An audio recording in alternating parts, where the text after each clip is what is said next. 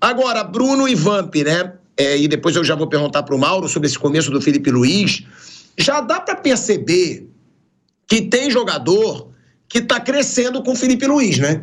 E principalmente jogadores com quem ele conviveu. Porque, a gente vai falar do Arrascaeta. O Arrascaeta cresceu. O Gerson já era um monstro, tanto com o Tite quanto com o Felipe Luiz. Tem o Léo Ortiz, que entrou muito bem no time do Flamengo. Pode ser um cara que vai dar uma estabilidade para a defesa do Flamengo que ela não tinha com o Tite. Inclusive eu falava que muitos elogiavam o Tite por ser bem... não sofre tantos gols, perde pouco. Perdeu a doidada e sofreu muito gol.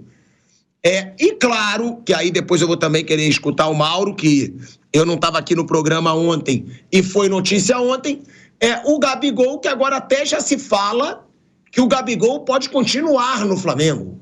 E aí eu vou querer saber do Mauro, inclusive, o que ele apurou sobre isso, o que ele acha disso, porque eu li a reportagem de ontem que dizia que o Felipe Luiz pediu e que já se começa uma possibilidade do Gabigol permanecer no Flamengo. O Felipe Luiz, com pouco tempo de trabalho, vencendo 2 jogos, do jeito que venceu, para mim, se expôs muito contra o Corinthians, mas... fez muitas chances de gol. E contra o Bahia foi impressionante, né? Ali eu vi uma mudança já de Flamengo em pouco tempo. E ele disse, eu quero incomodar o adversário. Meu objetivo é ser incômodo para o adversário. É ser intenso. E ele disse que às vezes vai sofrer riscos por causa disso. Porque ele quer marcar pressão. Eu acho que está muito nítido, e eu inclusive falei com uma fonte minha dentro do Flamengo, e também depois eu vou falar com o Mauro, que falou que é visível o quanto o Felipe Luiz se inspira no Jorge Jesus. Inclusive de métodos de treinamento, inclusive da forma como ele fala com os jogadores. É muito visível, isso aí foi o que eu apurei e o que eu me informei com uma pessoa que eu conheço que é bem forte lá dentro, que ele tem uma inspiração, assim, nítida no Jorge Jesus. Ele repete coisas que aconteciam com o Jorge Jesus e até falas do Jorge Jesus. A pergunta que eu faço, já dá para perceber uma crescente no Flamengo, Bruno e Vamp, e crescente de jogadores que o Felipe Luiz, tudo bem, ele tem pouco tempo de trabalho, mas vocês acreditam, principalmente o Vamp, né, que jogou bola, que não sei se já viveu uma experiência como essa, que um cara que jogou com eles consegue tirar mais rápido do que alguém que chegou do zero, porque ele não foi treinador, mas ele conhece a forma desses caras jogarem. Ele conhece o clube bem, né? Foi campeão de tudo lá. Estava no Sub-17, no Sub-20. Foi até campeão mundial com o Sub-20, né? Então, quer dizer assim, para o final de temporada, estamos aí no mês de outubro, há quase 2 meses do final da temporada, chegasse alguém no Flamengo, de fora, conhecer o clube, tudo, seria mais difícil, né? Em relação aos jogos, o Flamengo ganhou 2 jogos aí que dá uma motivação, né? Um pela Copa do Brasil, abre uma vantagem contra o Corinthians e pega um adversário que é o Bahia, que ele foi também treinado pelo Rogério Ceni, né? Foi no campeão brasileiro. Faz um resultado, o Bahia freguês de carteirinha do Flamengo, como o Rogério Ceni também. Quer dizer, está começando, né? Melhor começar ganhando, sempre falo, é melhor você acertando, ganhando, do que perdendo. Em relação à renovação do Gabigol, aí, se ele pediu, é coisa da diretoria, né, o modo depois dessa informação. Mas é sempre bom estar começando, Tico, ganhando. E eles, né, eu estava até falando que jogadores argentinos, eles param e muitos viram treinador. A gente estava vendo aí, ó, vários treinadores. Quem diria que o Carlito Tevez ia ser treinador, né? Os jogadores brasileiros normalmente têm mais medo. A gente tem medo de assumir clubes, vou fazer um curso para poder assumir, né? E eu torço muito pro Felipe Luiz, porque a gente não tem vários treinadores, né? Tá surgindo mais um, ele fazendo parte disso. O Alex começou aqui, foi pro Avaí, tudo saiu, tá lá na Turquia. Então são aí jogadores que estão seguindo os passos de treinador, para ser treinador. Que é muito comum isso na Argentina. Grandes jogadores param, faz seu curso e viram treinadores. Aqui no Brasil, muito poucos jogadores tentam a carreira como treinador. Tá aí Rogério Ceni, Roger Machado, né? Agora o Felipe Luiz surgindo. Fernando Diniz, não tem muito, não. O Vamp fala, né, sobre esse começo, Bruno, eu vou passar para você e também para o Mauro, do Felipe Luiz. Eu fico bem satisfeito com uma coisa do Felipe Luiz. O que ele falou na primeira coletiva dele, ele está cumprindo. Ele falou que vai ser um futebol ofensivo, ele falou que vai marcar pressão, ele falou que vai ser um futebol vertical, e ele está mostrando coragem, isso eu gosto muito, Eu sei que eu sou exagerado, sei, não é personagem, eu sou exagerado na vida, inclusive. Eu acho que o Felipe Luiz vai ser um baita treinador. Agora, posso me decepcionar? Posso, claro, pode se tornar aí um treinador tipo o Sampaoli, que ganhava jogo pra caramba jogando bem, daqui a pouco perdia de 5-0, 6-0. Por quê? Porque ele prega mais um futebol ofensivo e ele diz: se eu tenho que criar tanto quanto eu quero, eu vou sofrer riscos.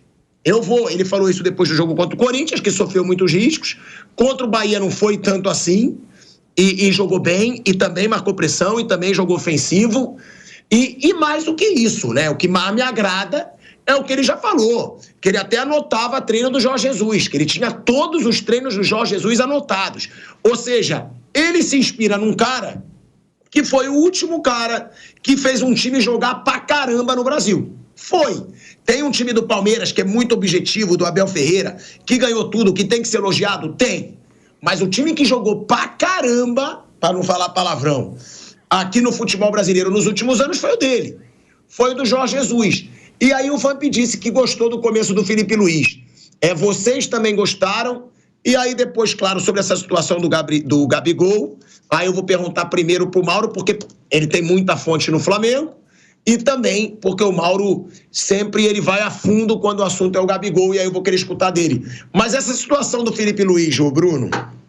É um começo de trabalho legal. Acho que o Felipe tem muita condição de ser um grande treinador, por ser um cara muito inteligente, era um excelente jogador e sempre pareceu muito interessado, né? E com certeza nos últimos anos de carreira ele já se preparava para ser técnico e é um cara que tem condição sim de se tornar um excelente técnico, tomara que consiga.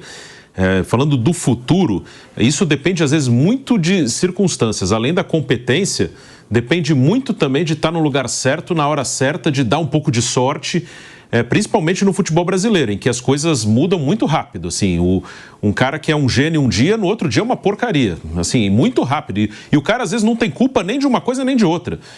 Às vezes ele mesmo não devia ver algumas coisas, eu estou citando assim, num geral. Às vezes algum treinador que já esteve lá em cima fala: nossa senhora, nem eu acho que eu estou fazendo as coisas que esses caras estão falando. Isso jogador, que quando o cara chega, o Vamp já citou aqui os primeiros treinos do Diniz na seleção.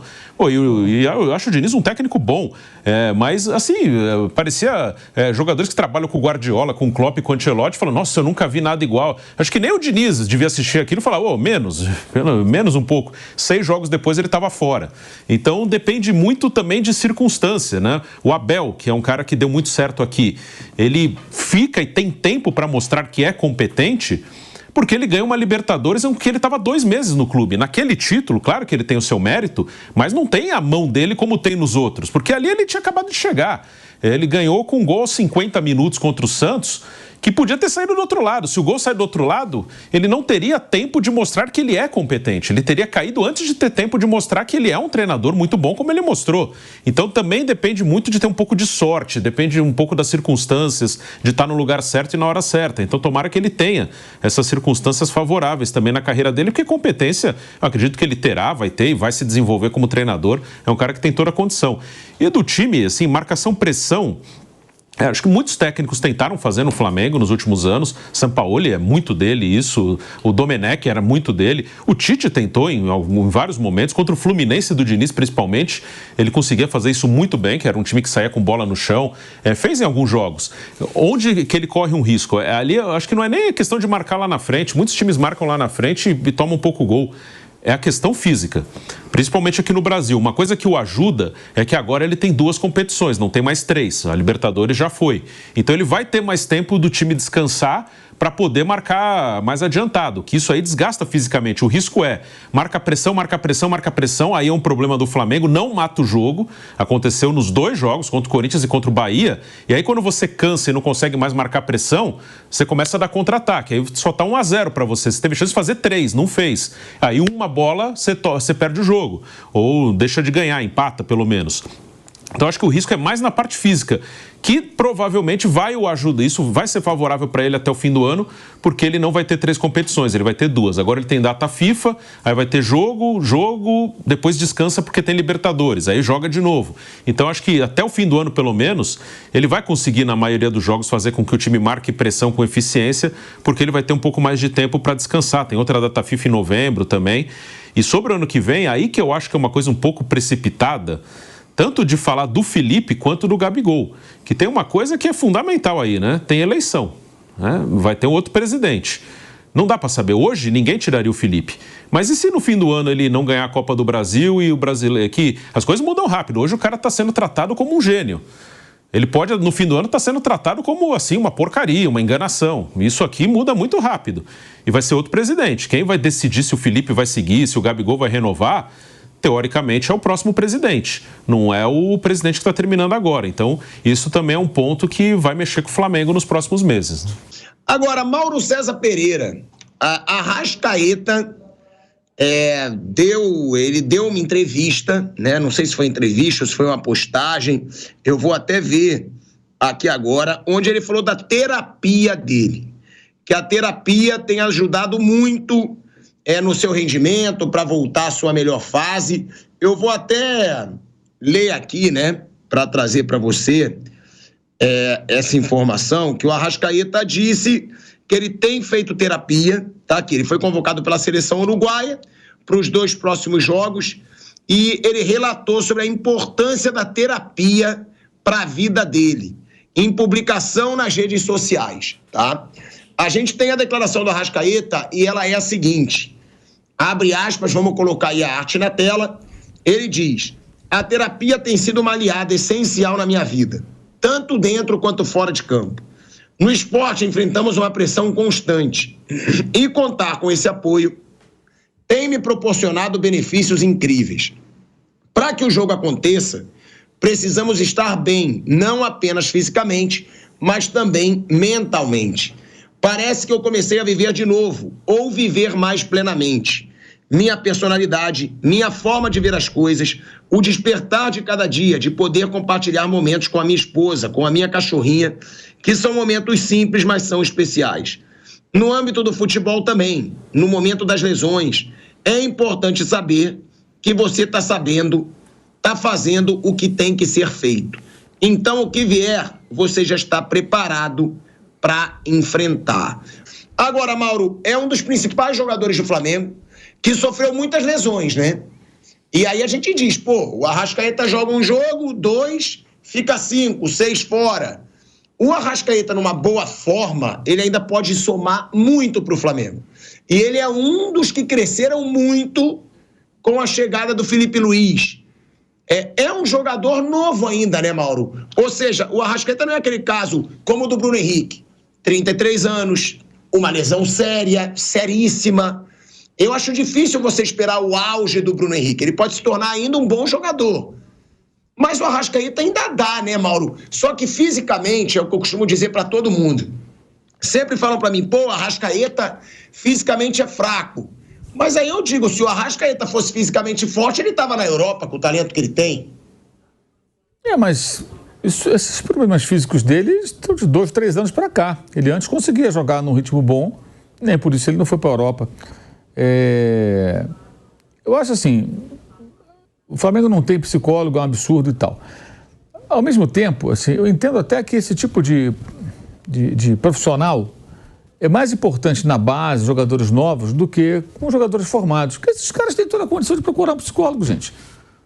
Vai lá e paga um psicólogo, procura, faz a terapia, faz o que é necessário, como o Arrascaeta diz agora que está fazendo. O mais complicado são meninos ou jogadores que vêm de fora, o caso do Michael, que teve depressão, né? O clube depois o apoiou, ele mesmo disse isso, mas tendo o profissional ele pode ajudar. Para esses mais abastados, digamos, já mais maduros até, O próprio cara pode procurar isso. Acho que o clube tem que ter, mas principalmente para outro perfil de atleta. Não sei qual o problema que ele tem, é uma questão pessoal, né? Ele diz que melhorou, acho que ótimo, que bom, é bom que ele fale sobre isso, estimula outros a terem a mesma visão e conduta, mas o que aflige o Arrascaeta me parece mais a questão física do que psicológica, né? Ele está toda hora machucado, ele não consegue terminar jogos, aí faz um jogo, outro não faz e tal, esse que é o problema dele, acho que é isso que ele deveria agora investigar. O que acontece com ele? Ele e o Flamengo, né? Porque na realidade... a presença dele, às vezes, até em alguns casos, preste atenção no que eu vou falar, vira um problema. Porque ele, às vezes, está mal fisicamente, não consegue render, e se o técnico tira, nossa, tirou a Arrascaeta, mas que Arrascaeta é esse que estão tirando do time? Parece que está tirando a Arrascaeta comendo a bola, não, a Arrascaeta que está se arrastando em campo. Então, em alguns momentos, é melhor ele não jogar.